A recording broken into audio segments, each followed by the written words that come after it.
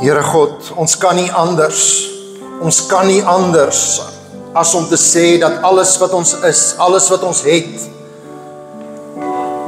alles wat ons was en alles wat ons kan wees, is as gevolg van U, Here. Deur U genade alleen, deur U voorsiening alleen, deur U vergifnis alleen. Here, op ons eie is ons nie tot goed in staat nie.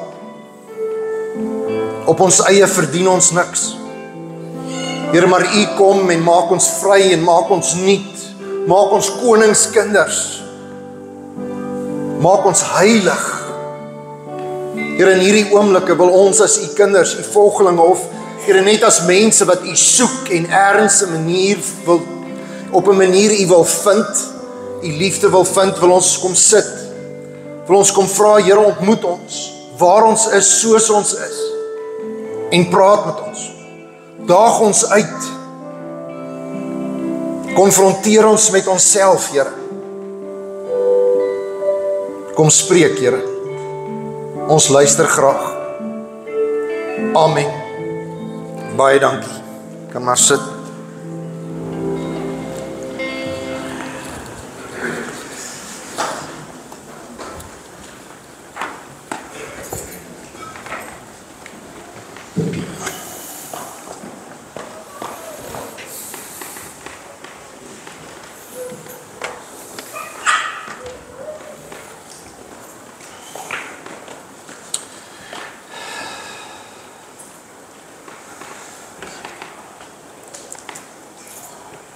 This morning I would just like to welcome each one of you. I start in English because I'm welcoming our guest, a visiting pastor with his wife and child. Thank you for being here today. May our spirit and your spirit connect, and even though we minister in Afrikaans, may God speak to you as He speaks to all of us. Dankie dat elkeen van julle die moeite gedoen het om hier te wees, en welkom vir elkeen wat via die video inskakel. Ons begin hierdie week ons aanloop tot die Paasfees, tot die hoogtepunt van die Christelike kalender. Die eerste keer wat ek regtig gekonfronteer is met hoe belangrik is Paasfees, was toe iemand my so skuins beledig het. Ek het 'n klasmaat gehad wat saam met my teologie geswat het, en vir een of ander rede en met 'n saamloop van omstandighede het ons in woonstelle gebly langs mekaar. En toe ek kan nie eens onthou wie eerste ingetrek en wie tweede ingetrek nie, maar die eerste Kersfees wat ons bure is, toe vat ek en my vrou, vat vir hom so ewe, jy weet, 'n Kersgeskenk. En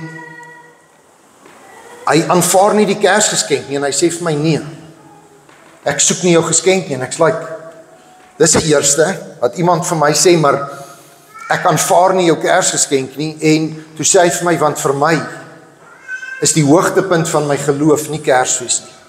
Dis Paasfees. Dan kan ons met mekaar praat oor God. Ek het wou natuurlik vir hom sê, hoor, as Jesus nie gebore is nie, kon hy nie sterf nie, so kom ons praat nou oor sy geboorte ook.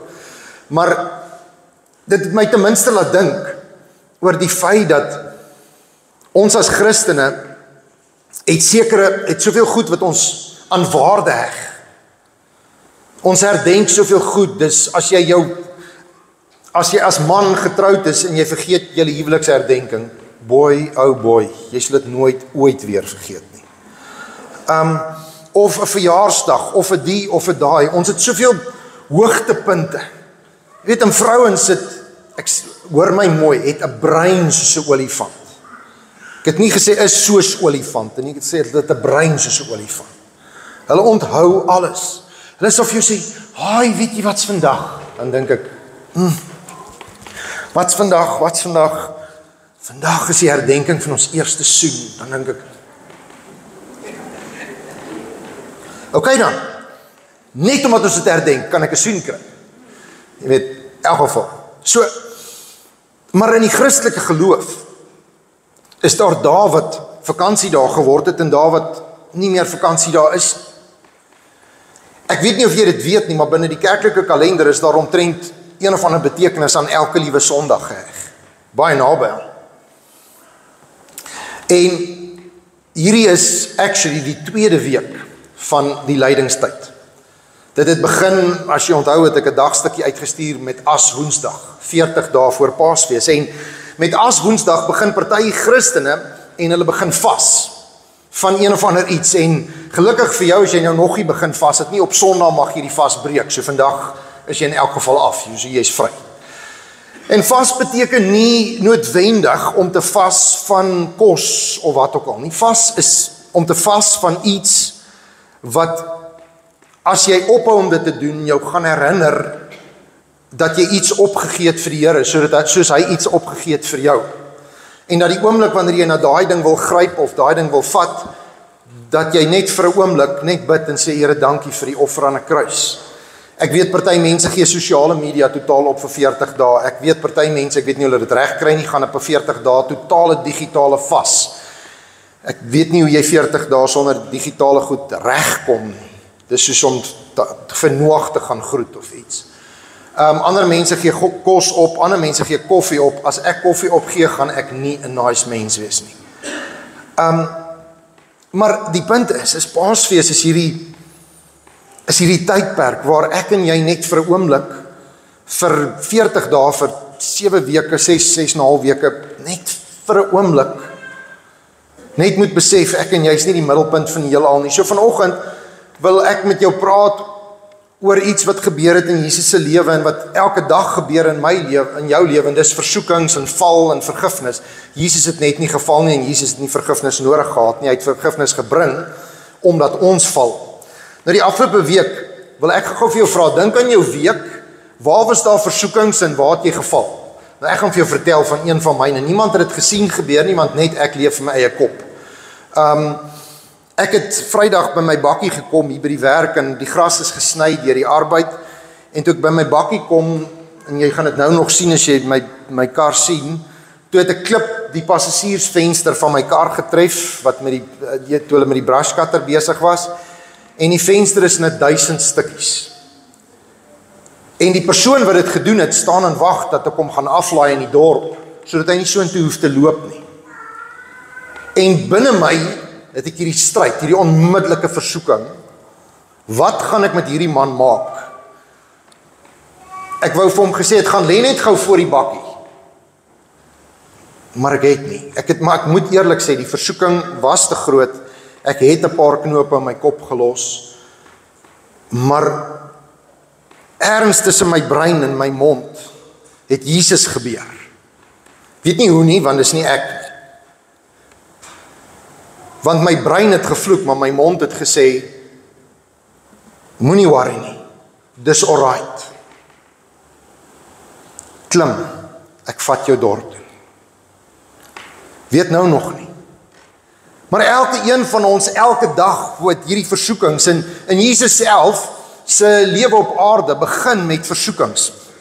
In Matteus 4 vers 1 tot 11, na Jesus se geboorte en groot word, en hy is tempel toe hy 12 was, en hy het vir die mense in die sinagoge oor aangesit, en so aan, of in die tempel in Jerusalem.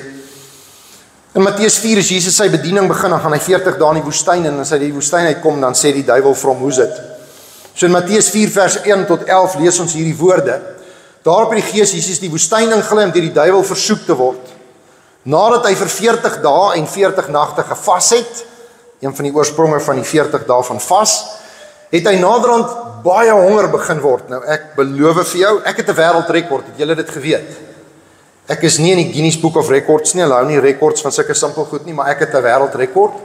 Ek het 'n 40 dae vas gemaak in 40 sekondes. Ek het hom klaar gemaak. 40 sekondes, toe is hy vas klaar. Nee, Jesus het 40 dae lank niks geëet nie, sodat hy net kon fokus op die werk wat die Here vir hom gehad het op aarde. Toe kom die versoeker, die duiwel na hom toe en sê vir hom, as jy dan die seun van God is, so hy daag sy autoriteit uit, sy gesag uit. As jy die seun van God is, beveel hierdie klippe om brode te word. Nou as jy honger is en jy kan vir 'n brood sê word, vir 'n klip sê word 'n brood. Amper sê ek, jy kan vir 'n brood sê om slimmer te word, want op skool het ons mekaar brode genoem as jy jou wiskundepunte kry. In elk geval, as jy vir hierdie klippe kan beveel om brode te word, laat dit gebeur, maar Jesus het hom geantwoord, nee, daar staan in die skrif geskryf, 'n mens het meer as brood nodig om van te lewe. Wat jy eintlik nodig het, is om te leef van elke woord uit God se mond. Daarna neem die duiwel om Jerusalem toe. Hy laat hom op die hoogste spits van die tempel staan. Toe sê hy vir hom, as jy regtig die seun van God is, spring hier af. Daar staan mos in die skrif geskryf. Dan sal hy aan sy engele opdrag gee om jou te beskerm, en hulle sal dat jou voet nie teen 'n klip sal stamp nie. Ek wil net gou vra, het enigiemand hier al gebungee jump? Steek jou hand op as jy die guts gehad het. Het jy al Gary, I knew it would be you. Ek het geweet, Gary, as hulle die rek losgemaak het, en het vir jou gesê, spring, Jesus sal jou vang. Sou jy gespring het? Nou, ek ook nie. Nee, ek is lief vir die Here, maar net nou, let hy nie op daai oomblik nie. Maar dis presies wat hier gebeur, en Jesus antwoord hom, sonder om te spring. Daar staan ook geskrywe, jy mag die Here jou God nie versoek nie, en hom alleen moet jy dien. Vervolgens neem die duiwel hom na die top van 'n hoë berg toe, en wys vir hom al die koninkryke van die wêreld, met al hulle pragt en praal. En hy sê vir Jesus, dit alles sal ek vir jou gee. Al wat jy moet doen, is om hier neer te kniel en my te aanbid. Nou ek en jy dink, ja, dis easy. Duiwel, nee, duiwel vlieg. Imagine, iemand staan voor jou, mooi aangetrek, nie 'n horingkies en 'n 3-tand vurk nie. En hy staan voor jou en hy sê vir jou, ek kan dit maak dat jy die Amerikaanse lottery wen, daai een met die $1 biljoen, né? $1 biljoen is like seriously baie geld, né? Jy kan al daai geld wen en daar gaan geen belasting op wees nie, dis joune, alles. Al wat jy moet doen is, ek glo nie. Al jy moet net sê, ek glo nie daar's 'n God nie. Jy moet net God vloek, dan kry jy dit alles. Dis wat hier gebeur en meer. Toe sê Jesus vir hom, trap Satan. Daar staan in die skrif geskryf, jy moet die Here jou God aanbid en hom alleen dien. Daarna het die duiwel die aftog geblaas. So wat ons hier sien is dat Jesus, want hy was 'n mens, soos ek en jy, as jy hom bloei, as jy hom sny, dan bloei hy. As jy hom beledig, kry hy seer. As jy hom verwerp, dan voel hy verwerp. Jesus was mens soos ek en jy, en hy het dit reg gekry om versoeking te weerstaan. Maar ek en jy, ons is nie die nageslag van Jesus nie by geboorte nie, ons is die nageslag van Adam en Eva. So in Genesis 2 vers 15 tot 17 kom die Here en hy maak die mens, en hy sê die volgende, die Here God het die mens in die tuin van Eden aangestel om dit te bewerk en te versorg. Nee, net vir interessantheid, om dit te bewerk en te versorg, en nou gaan my vrou sê, ja, nou het ek jou, want nou gaan ek iets sê wat myself in die been gaan skiet. Wanneer laas het jy 'n tuinvurk in jou hand gehad, of 'n grasmasjien? Nie iemand betaal om dit te doen nie. Die aarde bietjie bewerk en versorg. Nee, ek gaan dit nou kry, vanmiddag met die swembad skoon. Maar die Here God het die mens gewaarsku. Jy is vry om van enige boom te eet in die tuin, maar van die boom van kennis, van reg en verkeerd, mag jy nie eet nie. As jy daarvan eet, sal jy beslis sterf. Maklik, eenvoudig. Eet alles, geniet dit. Los net daai een. Jy al vir 'n kind gesê, los net daai een. Wat doen 'n kind as jy vir hom sê, los daai een? Dan soek hy daai een. Soos jou kind klein is, nee, is 'n tip, as jy ouer is. In Spar, daar in die rye wat so op en af staan, en Sugar Hill en Sugar Loaf, is daar fireballs. Weet julle wat is fireballs? Is daai ding wat as jy hom sy gaan brand. So it's like serious. As jy in daai rye is, nee, want dis die ergste ding vir ouer, is daai rye. En jou kind wil als hê. Dan stap jy na daai en toe, dan sê jy vir jou kind, moenie daai een vat nie. Dan gaan hy sê, ek soek daai, en dan sê jy, okay, mama's lief vir jou, hierso vat hom. En die volgende keer sal hy niks vra, in al daai rye. Niks. Les geleer. Nou net uitgedink, hoekom het ek dit nie gedoen toe ek ouer was? Dankie Here vir die inspirasie, bietjie laat, maar ek sal dit maar met die kleinkinders doen. In elk geval, in Genesis 3, van ons sien die man het nie geluister nie, en die vrou het ook nie geluister nie. Die slang was listiger as al die diere wat die Here gemaak het. Is dit regtig so, vra hy vir die vrou? Kyk, as ek 'n slang sien, skrik ek, maar as ek 'n slang sien wat praat, ek pas uit. Ek vra hy vir die vrou, het God regtig gesê, jy mag niks van die vrugte eet in die tuin nie? Sien so, hy verdraai dit net so bietjie. Sy sê, nee, natuurlijk nie, die Here is lief vir my. Ek mag al die vrugte eet, sê sy. Net van hierdie een boom in die middel van die tuin mag ek nie eet nie, want as ek aan dit raak, sal ek sterf. Toe sê die slang, jy sal nie sterf nie. God weet dat jou oë sal oopgaan wanneer jy dit sien, en wanneer jy daarvan eet. En dan sal jy soos God wees, en jy sal weet van goed en van kwaad. Dit het die vrou oortuig, soos 'n mooi Louis Vuitton handsak, wat jy gratis kan kry, nie eens halfprys. En wanneer sy na die boom kyk, lyk die vrugte mooi en aanloklik, geskik om 'n mens verstandig en slim te maak. Dis hoekom vrouens als weet. Hulle het eers die vrug gehad, al die slim gevat. Sy pluk 'n vrug van die boom, eet daarvan en sy gee dit vir haar man by haar en hy het ook geëet. Toe gaan hulle oë werklik oop en hulle besef dat hulle sonder klere is. Hulle het vyeblare aan mekaar gewerk en hulle het dit omgehang om hulle self toe te maak. Nou die probleem is dit. Jesus se versoeking, hy staan, die duiwel vlug. Die mens se versoeking, die mens val van die begin af. En sedertdien val ek en jy oor en oor en oor as die duiwel kom klop. Elke dag, meer as een keer op 'n dag, op verskillende maniere val ons. Nie altyd groot maniere nie. Nie almal van ons drink onsself paralytic elke dag nie. Nie almal van ons kuier by die buurman se vrou elke dag nie. Ekskuus, dit moet nooit gebeur nie. Ek praat nie van is net verkeerd sê dit nie elke dag doen nie. Verstaan wat ek sê? Nie almal van ons doen hierdie goed wat ons groot sondes sal noem nie. Maar ek gaan jou 'n paar vrae vra. Is daar 1 of 2 stopstrate in Sanien wat jy toegeetekens gemaak het? Ek vra, eerlik, dis 'n stopteken. Daai 2 agter die mall. Nee, dis 'n stopteken. Ek is vanoggend voor kerk oor Laal 2. Nie eers 'n toegeeteken.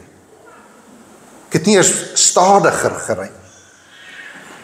Nee, en weet julle wat sê ek vir myself? Want daar's 'n loophole, sê ek's bang om gehijack te word. Net nou stop ek en ek het moeilikheid. Here vergewe my, gat ek. Hoeveel keer het jy in die afgelope week met jou mond vir iemand enigiets gesê erger as jy's 'n idioot of net gedink? In die Bybel is om iemand 'n sot of 'n idioot of enigiets anders te noem is moord. Hoeveel massamoordenaars sit hier vanoggend? Right. Ek en jy vou voor versoeking oor en oor. Want ons is mens, maar dis nie regtig verskoning nie, want Jesus was ook. Daar is antwoorde, ons weet wat is reg en ons weet wat is verkeerd. Ons weet wat moet ons doen en ons weet wat ons nie moet doen nie. Maar soms is sonde net so gemaklik. Net so gerieflik. Of, hoe sê ons partykeer in ons familie, ek wil lelik wees, is lekker om lelik te wees. Nee? Jou gevoel is, partykeer as iemand met jou lelik is en jy is lelik terug, dan voel dit net so bietjie lekker. Of as iemand met jou lelik was, en het gaan sleg met hulle, dan kry jy net so bietjie lekker, jy kry so gevoel hier in jou. Dit is net, is lekker. Nêrens in die Bybel staan daar, ek mag my verlekker en anders se pyn nie. Inteendeel, daar staan huil saam met die wat huil en lag saam met die wat lag. En so aan, en so aan, en so aan. Nou op 'n ligte noot, die man is gesê, hy mag nie van die vrug eet nie. Obviously het hy vir sy vrou gesê, want sy het geweet. Sy het vir die duiwel gesê, dis die reël. So sy het geweet. So wie se skuld was dit? Dat ons vandag sonde het en doodgaan en daar bossies groei en jy moet sweet met die sweet van jou aangesig jou brood verdien en babas wat gebore word, is gebeur met pyn. Imagine, die hele geboorteproses kon pynloos gewees het.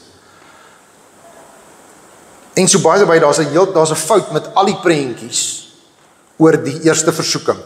Sien gou in jou kop die prentjie van die eerste versoeking, van Adam en Eva in die tuin. Sien jy die slang? Sien jy hom in jou kop? Daai slang moet bene hê. Want na hy Adam en Eva versoek het die Here vir hom gesê, jou straf is, ek vat jou bene weg. So daai slang moes, ek imagine, 1000 poot maal 1000. Nee. Nog 'n ding, as ek vir jou sê, jy het van die vrug geëet, wat se vrug is dit? Ons almal dink is 'n appel. Arme appelboere. Nee, dis nie 'n appel nie, ons weet nie, dis net 'n vrug. Dis 'n vrug. So, versoeking is iets wat ons almal voorgeval het. Maar dan is daar iemand in die Bybel wat 'n Psalm geskryf het. Wat besef het, maar Here, ek is 'n mens, ek is verlore. Ek het U nodig. Dawid skryf hierdie woorde in Psalm 32, skryf hy, geseënd is die mens wie se opstand vergewe is, wie se oortredings afgeskryf is. Geseënd is die mens wie se sonde die Here nie toereken nie, en wie se lewe daar geen bedrog is nie.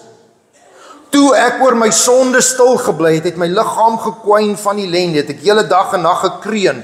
Dag en nag was die Here se hand swaar op my. My krag het verdwyn soos water in die somerhitte. Maar ek het my oortredings bely, my sonde nie weggesteek nie. Ek het met my mond gesê, ek bely my opstand teen die Here, en my sonde en oortredings het U vergewe. En dan sê hy, daarom moet selfs vromes U aanbid in tye van nood. U is vir my 'n skuilplek, U beskerm my teen teëspoed. Die Here sê, ek sê onderrig op die pad wat jy moet gaan, ek sal vir jou raad gee. Moenie soos 'n redelose perd of 'n muil wees sonder 'n toom nie. Leed tref die goddeloses, maar die onfeilbare liefde omring hulle wat die Here vertrou, en by implikasie wat die voorste gedeelte van die Psalm sê, en wat hulle sonde bely het. En dis waarmee die Here jou vanoggend wil konfronteer, is, hy wil 'n spieël ophou, voor jou. En ek is eerlik oor my sonde. Ek is nie 'n volmaakte mens nie.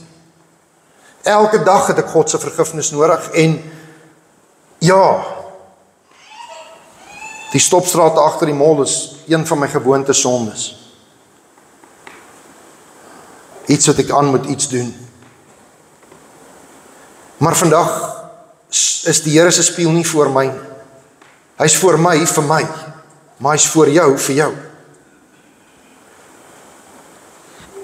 Jy moet kyk na jouself. Jy moet kyk na Jesus het gekom en gesê, daar is versoeking. Die Bybel sê, God sal jou nie bo jou krag versoek nie, of nie toelaat dat jy bo jou krag versoek word nie. Met ander woorde, jy is, teoreties gesproke, kan ek en jy, soos Jesus, sondelose lewens leef. Teoreties gesproke.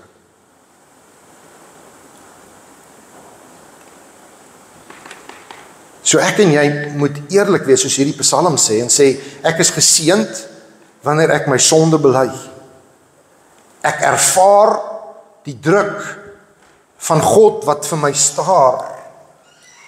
Die skuldgevoelens druk my in die grond in.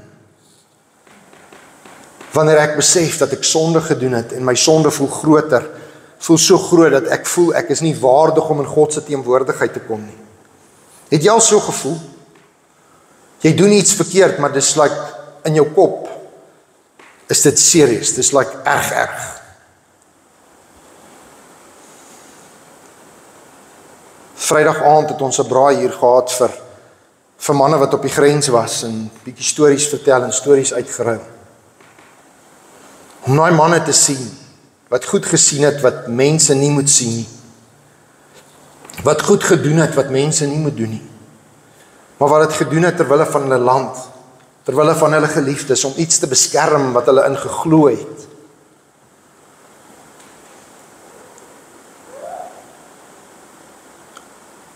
Om vir hulle te kon sê, en vir jou vanoggend te kan sê, daar is nie 'n ding by die Here soos 'n onvergeefbare sonde nie. Vir solank soos wat jy lewe, kan God al jou sondes vergeef. Maar dan moet ek en jy, soos die Psalm sê, ek moet dit erken. Ek moet dit bely. Ek onthou een keer as kind het ek 'n preek geluister. Ek dink dit was van Dominee Henny Prinsloo wat my na die Here toe gelei het. Baie respek vir hom. En hy het hierdie preek gehad en hy het gesê, as jy kan nie jou sonde bely as jy dit nie op die naam noem nie. Toe dacht ek, jene, dis 'n bietjie moeilik. En hy sê, maar gaan vat 'n stuk papier, skryf elke sonde neer wat jy kan onthou. Elke een. Skryf en skryf en skryf en skryf. En terwyl jy skryf, vra dat die Here deur sy gees jou herinner. Ek kan nie onthou hoeveel bladsye het ek volgeskryf nie. Geskryf en geskryf en geskryf, en hy het gesê, as jy klaar geskryf, dan vat jy dit en jy gooi dit in die vuur. En jy sê vir die Here, hier is dit. Vat dit. Vergewe my. En dan bestaan dit nie meer nie. Dit het nooit gebeur nie. God maak van, ekskuus my, maar jy moet dit verstaan, hoe groot is God se vergifnis, en dis 'n baie letterlike beeld. God se vergifnis is so groot, dit maak van 'n prostituut 'n maagd. Dis hoe groot God se vergifnis is. Dit maak van Hitler iemand wat niemand doodgemaak het nie. Dis hoe groot God se vergifnis is. As Hitler ooit in die hemel sou wees, en hy het voor sy dood vir die Here gesê, sorry, gaan die Here nie onthou hoeveel miljoene Jode hy doodgemaak het nie. Want God se vergifnis is volmaak. Maar jy moet daarvoor vra. Dis waarvoor hy gesterf het aan 'n kruis, sodat hy daarvoor kan betaal. Maar jy en ek moet op ons knieë gaan en sê, Here, sorry. Jy en ek moet op ons knieë gaan en sê, Here, ek het U nodig. Help my elke dag. Vul my met U Gees, help my, soos hierdie Psalm sê, leer vir my reg en verkeerd en help my om die regte pad te loop, want daar's 'n deel van my wat hier die verkeerde pad baie van hou. Dis soos as daar kos op jou bord is, of daar's nog nie kos op jou bord nie. Jy kan kies. En dat lê voor jou, dis steak en dis mushroom sous, en dan is daar blomkool sonder kaassous. Pampoen sonder kermelsous. Boontjies sonder bacon. En dan dink jy, weet jy wat? Ek's op 'n, wat noem hulle dit deesdae? Wat se dieet as jy net vleis eet? 'n protein diet. Dan regverdig jy dit. Ek's besig om te vas, Here, 40 dae van alle groente. Te veel van 'n goeie ding is 'n slegte ding. Het my tannie gesê, die enigste te wat reg is tevrede. Is God met jou tevrede? As hy nie is nie, dan moet ek en jy voor God bely. En hy sal die hand wat jy uitsteek, sal hy vat. Hy sal dit nie wegklap nie. Ons as mense doen dit. Jy stap na iemand toe wat jy seer gemaak het en jy sê sorry en hy sê ek wil jou nie ken nie. Ek skryf jou af, jy's nie meer in my testament nie, jy dra nie meer my van nie. Ons sê sulke goed vir mekaar. Nie God nie. Paulus kom in Romeine 5 vers 12 en hy praat oor hierdie ding van Adam en Jesus. En so by the way, dit was Adam se skuld. Lees. God hou die man aanspreeklik. Hy praat nie eers oor Eva nie. Toe Adam gesondig het sonde in die wêreld ingekom en deur Adam se sonde het die dood in die wêreld gekom en so die dood tot alle mense deurgedring want almal het gesondig. Reeds voor daar 'n wet was wat Moses gekry het, het mense gesondig, hoewel hulle nie spesifiek sonde toegereken het nie, want hulle het nie geweet wat die wet sê nie. Die mense tussen Adam en Moses het in elk geval almal gesterf. Al was hulle nie soos Adam ongehoorsaam aan 'n uiteindelike opdrag van God nie. Adam was in 'n sekere sin 'n heenwysing na Jesus wat sou kom, maar hy het gefaal. Tog is daar 'n ernstige verskil tussen ons sonde en God se genadegeskenk van vergifnis. Want die oortreding van hierdie een mens, Adam, en al die mense daarna, het die dood van baie veroorsaak, maar 'n ander mens, Jesus, die tweede Adam, Jesus Christus het soveel meer gedoen. Die genade van God, ja, sy genadegeskenk wat hy deur Jesus Christus aan baie mense gee, oortref dit alles, en die resultaat van God se genadegeskenk verskil radikaal van die resultaat van een mens, Adam se sonde. Want Adam se sonde het gelei tot sonde van almal, tot die veroordeling van ons almal, maar ons ontvang die genade van God se vryspraak. Ekskuus, Paulus skryf baie complicated teologie. Die punt is, een mens, sonde, baie slegte gevolge. Een mens, dood aan 'n kruis, alles uitgevee. Goeie gevolge. Die dood is getriomfeer, ons hoef nie meer bang te wees vir die dood nie. God verklaar ons regverdig. God verklaar ons sy kinders. En daarvoor kan ek en jy sê dankie, maar die punt is, ek kan eers dankie sê as ek daai vergifnis gevat het. En om vergifnis te vat van God beteken iets. As ek na die Here toe gaan en ek sê, Here, vergewe my asseblief, dan moet ek oortuig wees dat dit wat ek doen is so verkeerd, dat ek dit nie weer sal doen nie.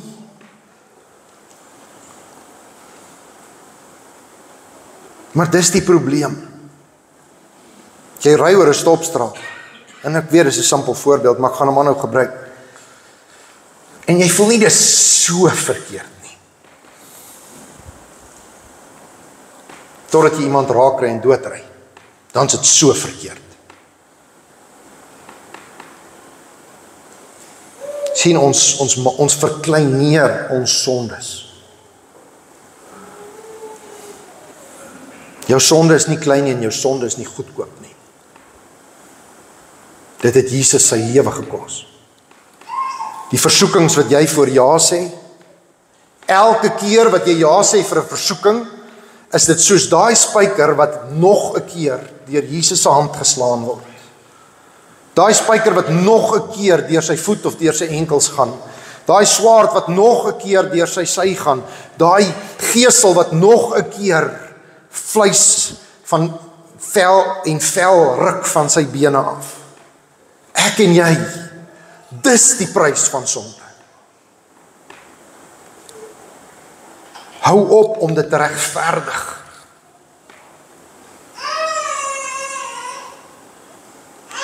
Ons moet die lyne regtrek, dit het God se lewe gekos. Maar sy vergifnis is groot. Daar's niks wat jy vir hom kan sê wat hy nie klaar weet nie, en nie reeds by iemand anders vergewe het nie. God het nie 'n ranglys van sonde nie. Hy sien net sondaar, vergifnis, kind van God.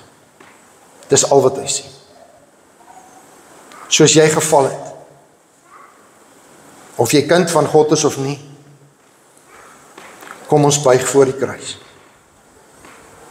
Amen, kom ons bid saam. Here God, U sien ons harte, U sien ons gedagtes. Here, hier's mense hier vanoggend wat nog nie die knie voor U gebuig het nie. Daar's mense wat hierdie video luister wat nog nie hulle lewe vir U gegee het nie. Here, mense wat godsdiens pleeg. Here, wat kerk toe gaan of gebede bid of Bybel lees, maar dit nie 'n verhouding met die God van die Bybel nie. Here, mag ons elkeen ons knie buig voor die kruis en sê, Here, hier is ek sondaar. Vergewe my, maak my U kind. En Here, dankie dat U daardie eenvoudige gebed hoor en verhoor. Maar Here, vir ons wat daai gebed klaar gebid het en aanhou sondig. Here, ons bly mens, maar dis nie 'n goeie verskoning nie. Ons wil kom bely. Ons wil spreekwoordelik nou daai papiere uithaal en een vir een ons sondes neerskryf. Ons wil dit in die vuur gooi. Ons wil dit aan die kruis vasspijker. Met trane in ons oë, Here. Want U hang aan daai kruis. U bloei vir daai sondes van my. Here, jammer dat ek val voor versoeking. Dankie vir U vergifnis, Jesus. Mag ek nie U vergifnis goedkoop maak nie.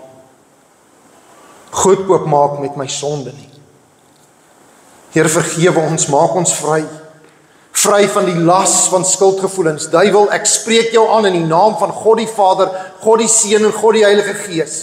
Ek jaag jou weg uit die verstand en die harte van mense, wat jy die aanklaer is, wat hulle herinner aan die sondes wat hulle gepleeg het. Dis vergewe vandag in die naam van Jesus. Dis weg, dis uitgevee. Dit het nie gebeur nie. Al is daar nog steeds die gevolge van daai sonde. Die daad is vergewe, volmaak en volkome. Deur Christus se sterwe aan 'n kruis. Duiwel, hou op om ons te laat skuldig voel. Ons is die heilige, vergeefde, nuutgemaakte kinders van God. Here, mag ons hier uitstap en meer kies vir reg as vir verkeerd. Wees met ons in die week wat voor lê, alles wat vir ons wag. U weet wat dit is, dra ons. Here, die wat deur finansiële moeilikheid gaan, voorsien, help. Die wat emosioneel of fisies ly, staan by. Gee moed, gee krag. Here, waar daar siekte is, gee gesondheid of verlos vir die ewige lewe. Wat ook al U kies om te doen, Here. Ons leef uit U hand. En daarom kom sê ons nou vir U dankie met ons tiendes en ons offergawes. Ontvang dit, ons gee dit met blymoedigheid. Amen. Jy kry nou geleentheid om die Here te dien met jou tiendes en jou offergawes. Die Here, die God wat jou so lief gehad het, dat hy sy seun aan 'n kruis laat sterf het vir jou, hou aan om vir jou goed te wees. En hy sê, hy wil hierdie seën oor jou uitspreek. Ek, die Here, sal vir jou goed wees, sê die Here. Ek sal vir jou sorg. Ek sien jou raak. En ten spyte van wie jy is en ten spyte van wat jy doen, hou ek aan om my liefde vir jou te gee. Ek sal jou goedgesind wees, sê die Here. Ek sal jou voorspoed gee, sê die Here. So verbind ek my aan jou, want jy is my kind. En ek is jou volmaakte Vader. En ek sal jou seën. Amen.